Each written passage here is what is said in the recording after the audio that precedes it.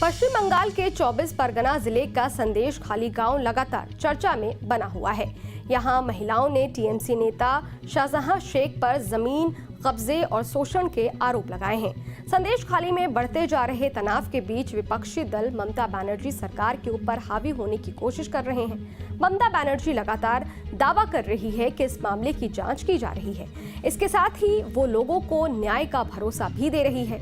अब संदेश खाली के मामले में क्या होगा ये तो समय बताएगा, लेकिन राजनीति के कुछ जानकारों का मानना है कि कहीं ये मामला ममता बनर्जी सरकार के लिए सिंगूर नंदीग्राम ना बन जाए। चलिए आपको बताते हैं कि आखिर क्यों संदेश खाली की तुलना सिंगूर नंदीग्राम से की जा रही है और क्या था ये पूरा मामला। सिंगूर और नंदीग्राम के मामले ने पश्चिम बंगाल की राजनीति में तूफान ला दिया था। वहां कई दशक से जमीन लेफ्ट फ्रंट की सरकार को उखाड़ दिया था और ममता बनर्जी को सत्ता दिला दी थी। नंदीग्राम मामले की अगर बात की जाए तो नंदीग्राम में साल 2007 में बुद्धदेव भट्टाचार्य की सरकार ने औद्योगिकरण का फैसला लिया था। 2006 में प्रचंड बहुमत से विधानसभा चुनाव जीतने वाले सीएम बुद्धदेव भट्टाचार्य ने गुजरात, महाराष्ट्र जैसे पश्चिमी राज्यों की तरह तीव्र औद्योगिकरण की योजना बनाई। उन्होंने नंदीग्राम में इंडोनेशिया के सलीम ग्रुप को केमिकल हब बनाने के लिए 10,000 एकड़ जमीन देने की घोषणा की। यहाँ 48,000 करोड़ का निवेश होना था। ये जमीनें स्थानीय किसानों की थी। सरकार के इस फैसले के खिलाफ किसानों का आंदोलन खड़ा हो गया था। उस वक्त विपक्ष में बैठी ममता बनर्जी किसानों के पक्ष में खड़ी हो गई। उन्होंने वहां एक कमेटी बनाकर आंदोलन शुरू किया। ममता ने परियोजना के विरोध में लंबे समय तक उपवास किया। यहां तक कि सरकार की ओर से भेजी गई फोर्स और किसानों के संघर्ष में कई किसान मारे गए। सरकारी आंकड़ों के अनुसार 14 किसान मारे गए थे, जबकि मीडिया रिपोर्ट्स की माने तो यह आंकड़ा उससे कहीं ज्यादा था।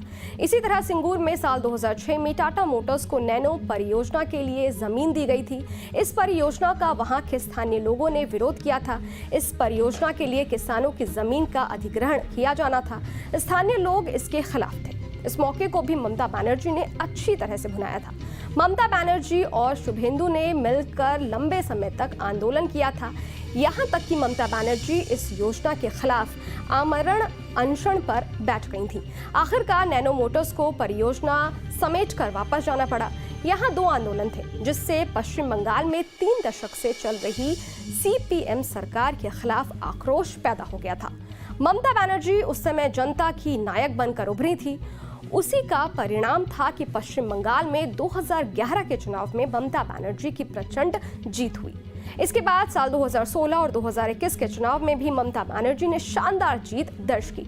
यहाँ आपको ये भी बता दें कि ममता के साथी रहे शुभेंदु इस समय बीजेपी में जा चुके हैं। अब संदेश खाली का मामला सामने आया है। बीजेपी और सीपीएम दोनों ही ममता बनर्जी सरकार पर सवाल उठा रहे हैं। आगे क्या होता है ये तो समय बताएगा। खैर, ये वीडियो आपको कैसा लगा? इस वीडियो पर आपकी क्या राय है? कमेंट बॉक्स में जरूर बताइएगा। देखते रहिए न्यूज़ नेशन डिजिटल, मेरे यानी अदिति शाह के साथ। शुक्रिया।